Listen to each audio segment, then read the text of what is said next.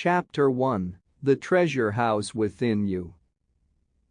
Infinite riches are all around you if you will open your mental eyes and behold the treasure house of infinity within you. There is a gold mine within you from which you can extract everything you need to live life gloriously, joyously, and abundantly. Many are sound asleep because they do not know about this gold mine of infinite intelligence and boundless love within themselves. Whatever you want, you can draw forth. A magnetized piece of steel will lift about 12 times its own weight, and if you demagnetize this same piece of steel, it will not even lift a feather. Similarly, there are two types of men. There is the magnetized man who is full of confidence and faith. He knows that he is born to win and to succeed. Then, there is the type of man who is demagnetized. He is full of fears and doubts. Opportunities come, and he says, "I might fail. I might lose my money. People will laugh at me." This type of man will not get very far in life because, if he is afraid to go forward, he will simply stay where he is. Become a magnetized man and discover the master secret of the ages. The master secret of the ages. What, in your opinion, is the master secret of the ages? The secret of atomic energy? Thermonuclear energy? The neutron bomb? Interplanetary travel? No. Not any of these. Then, what is this master secret? Where can one find it, and how can it be contacted and brought into action? The answer is extraordinarily simple. This secret is the marvelous, miracle-working power found in your own subconscious mind, the last place that most people would seek it. The marvelous power of your subconscious. You can bring into your life more power, more wealth, more health, more happiness, and more joy by learning to contact and release the hidden power of your subconscious mind. You need not acquire this power, you already possess it. But you want to learn how to use it, you want to understand it so that you can apply it in all departments of your life. As you follow the simple techniques and processes set forth in this book, you can gain the necessary knowledge and understanding. You can be inspired by a new light, and you can generate a new force enabling you to realize your hopes and make all your dreams come true.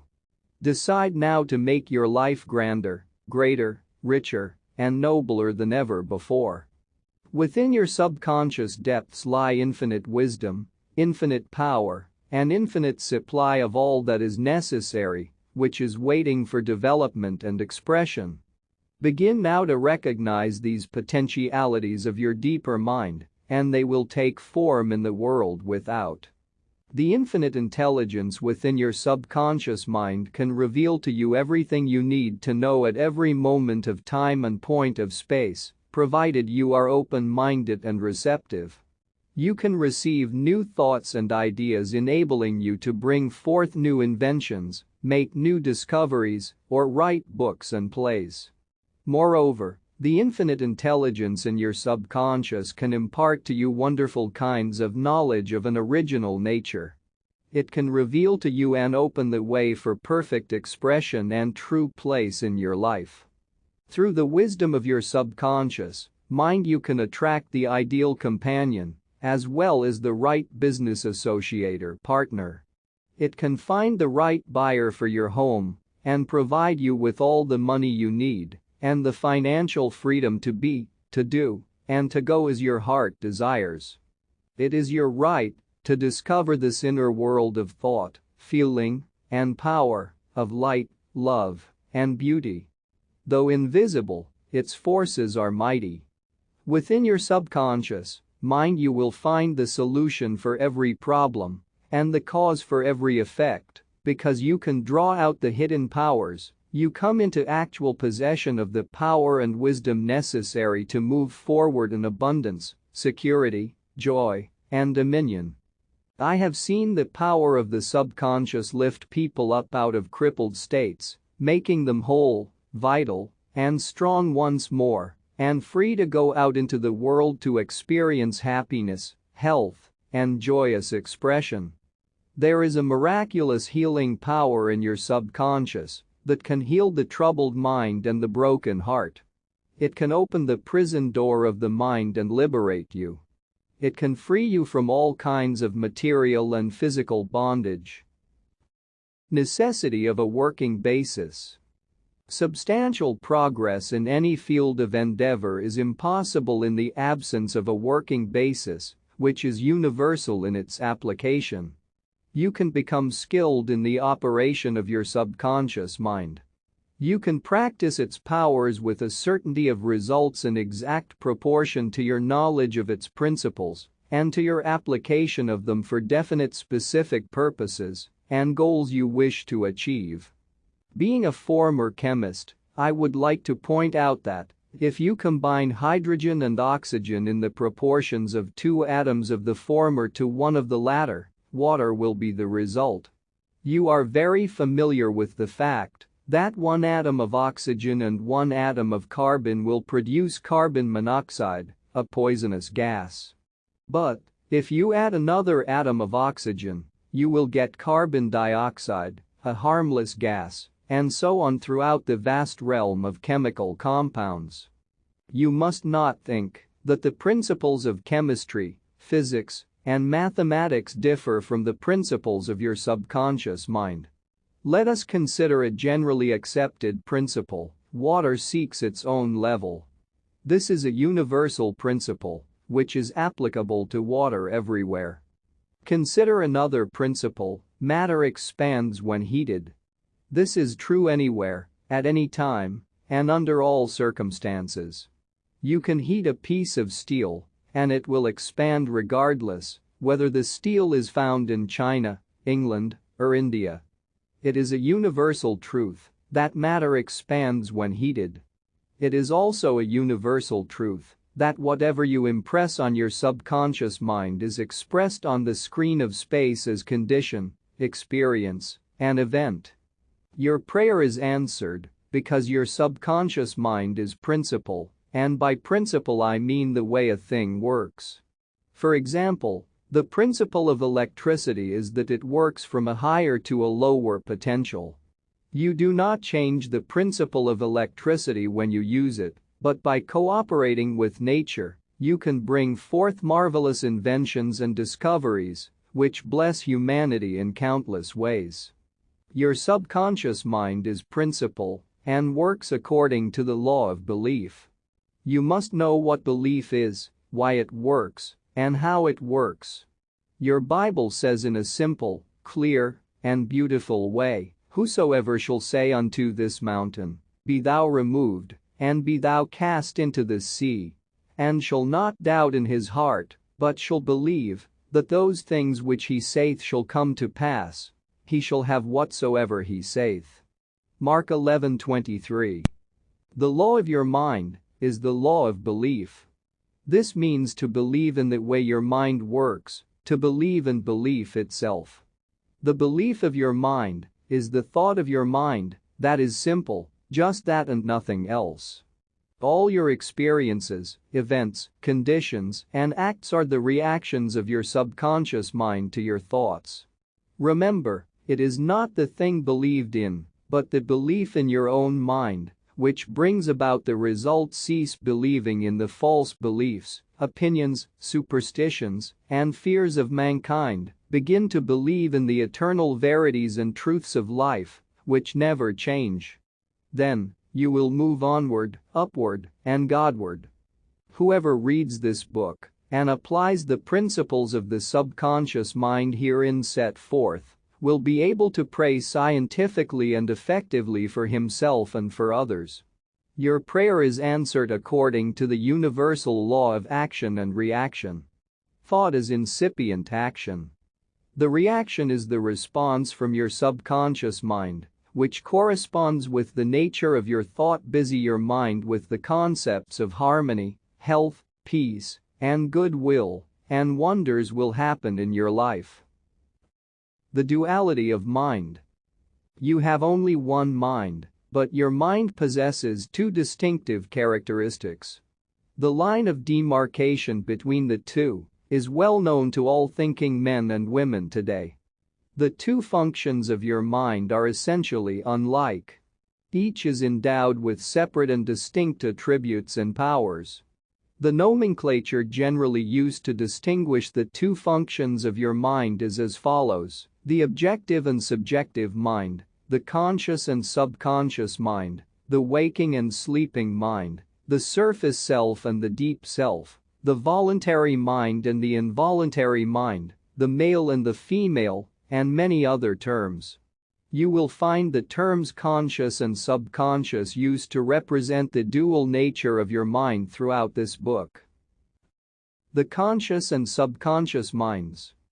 An excellent way to get acquainted with the two functions of your mind is to look upon your own mind as a garden. You are a gardener, and you are planting seeds, thoughts, in your subconscious mind all day long, based on your habitual thinking. As you sow in your subconscious mind, so shall you reap in your body and environment. Begin now to sow thoughts of peace, happiness, right action, goodwill, and prosperity. Think quietly and with interest on these qualities, and accept them fully in your conscious reasoning mind. Continue to plant these wonderful seeds, thoughts, in the garden of your mind, and you will reap a glorious harvest. Your subconscious mind may be likened to the soil, which will grow all kinds of seeds, good or bad. Do men gather grapes of thorns, or figs of thistles? Every thought is, therefore, a cause, and every condition is an effect. For this reason, it is essential that you take charge of your thoughts so as to bring forth only desirable conditions. When your mind thinks correctly, when you understand the truth, when the thoughts deposited in your subconscious mind are constructive, harmonious, and peaceful, the magic working power of your subconscious will respond and bring about harmonious conditions, agreeable surroundings, and the best of everything.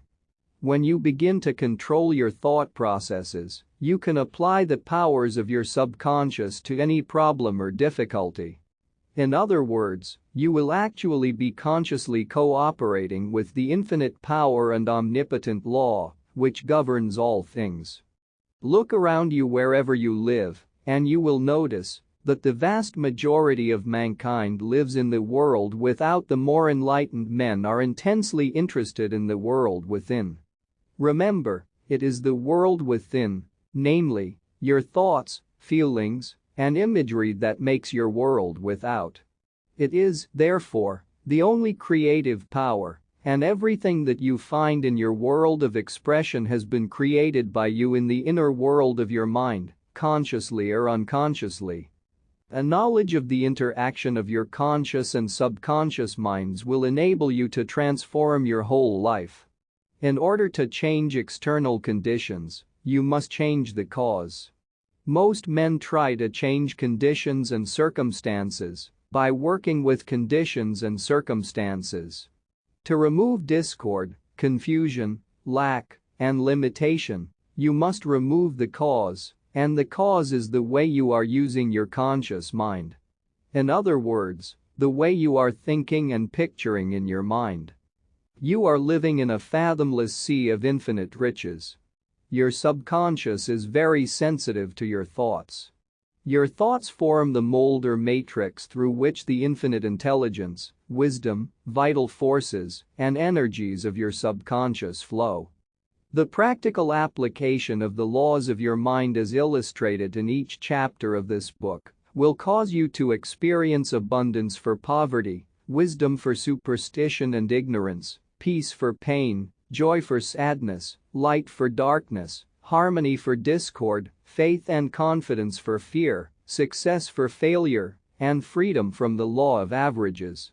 Certainly, there can be no more wonderful blessing than these from a mental, emotional, and material standpoint.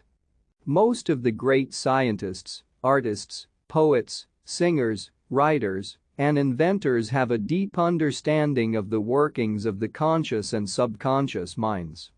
One time Caruso, the great operatic tenor, was struck with stage fright. He said his throat was paralyzed due to spasms caused by intense fear, which constricted the muscles of his throat. Perspiration poured copiously down his face. He was ashamed, because in a few minutes he had to go out on the stage, yet he was shaking with fear and trepidation. He said, "They will laugh at me. I can't sing." Then he shouted in the presence of those behind the stage, "The little me wants to strangle the big me within." He said to the little me, "Get out of here, the big me wants to sing through me." By the big me, he meant the limitless power and wisdom of his subconscious mind, and he began to shout, get out, the big me is going to sing." His subconscious mind responded, releasing the vital forces within him.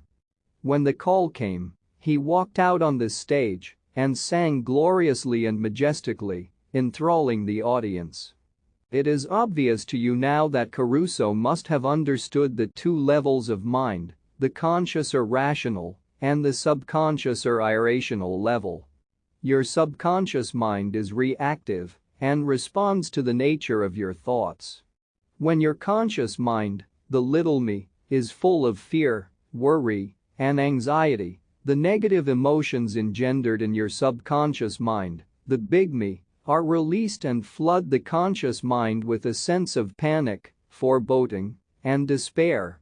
When this happens, you can, like Caruso, speak affirmatively and with a deep sense of authority to the irrational emotions generated in your deeper mind as follows: "Be still, be quiet, I am in control, you must obey me, you are subject to my command, you cannot intrude where you do not belong." It is fascinating and intensely interesting to observe how you can speak authoritatively and with conviction to the irrational movement of your deeper self, bringing silence, harmony, and peace to your mind. The subconscious is subject to the conscious mind, and that is why it is called subconscious or subjective. Outstanding differences and modes of operation.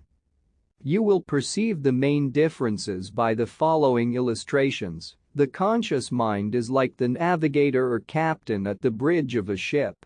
He directs the ship and signals orders to men in the engine room, who in turn control all the boilers, instruments, gauges, etc. The men in the engine room do not know where they are going. They follow orders. They would go on the rocks if the man on the bridge issued faulty or wrong instructions based on his findings with the compass, sextant, or other instruments. The men in the engine room obey him because he is in charge and issues orders, which are automatically obeyed. Members of the crew do not talk back to the captain, they simply carry out orders. The captain is the master of his ship, and his decrees are carried out. Likewise, your conscious mind is the captain and the master of your ship, which represents your body, environment, and all your affairs. Your subconscious mind takes the orders you give it based upon what your conscious mind believes and accepts as true. When you repeatedly say to people, "I can't afford it," then your subconscious mind takes you at your word and sees to it that you will not be in a position to purchase what you want. As long as you persist in saying, "I can't afford that car, that trip to Europe, that home, that fur coat or ermine wrap," you can rest assured that your subconscious mind will follow your orders and you will go through life experiencing the lack of all these things. Last Christmas Eve, a beautiful young university student looked at an attractive and rather expensive traveling bag in a store window. She was going home to Buffalo, New York, for the holidays. She was about to say, "I can't afford that bag," when she recalled something she had heard at one of my lectures, which was, "Never finish a negative statement, reverse it immediately, and wonders will happen in your life." She said, "That bag is mine. It is for sale. I accept it mentally, and my subconscious sees to it that I receive it." At 8 o'clock Christmas Eve her fiancé presented her with a bag exactly the same as the one she had looked at and mentally identified herself with at 10 o'clock the same morning. She had filled her mind with the thought of expectancy and released the whole thing to her deeper mind, which has the know-how of accomplishment. This young girl, a student at the University of Southern California, said to me, "I didn't have the money to buy that bag, but now I know where to find money and all the things I need, and that is in the treasure house of eternity within me." Another simple illustration is this: when you say, "I do not like mushrooms," and the occasion subsequently comes that you are served mushrooms in sauces or salads, you will get indigestion because your subconscious mind says to you, the boss, your conscious mind, does not like mushrooms. This is an amusing example of the outstanding differences and modes of operation of your conscious and subconscious minds. A woman may say, "I wake up at 3 o'clock if I drink coffee at night." Whenever she drinks coffee, her subconscious mind nudges her, as if to say, "The boss wants you to stay awake tonight." Your subconscious mind works 24 hours a day and makes provisions for your benefit, pouring all the fruit of your habitual thinking into your lap.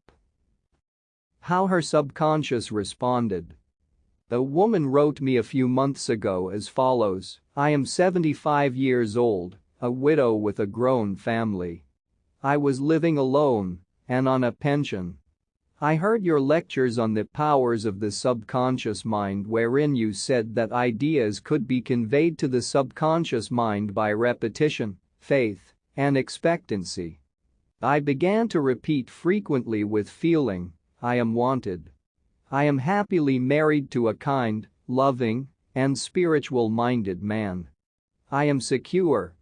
I kept on doing this many times a day for about 2 weeks. And one day at the corner drugstore, I was introduced to a retired pharmacist. I found him to be kind, understanding, and very religious.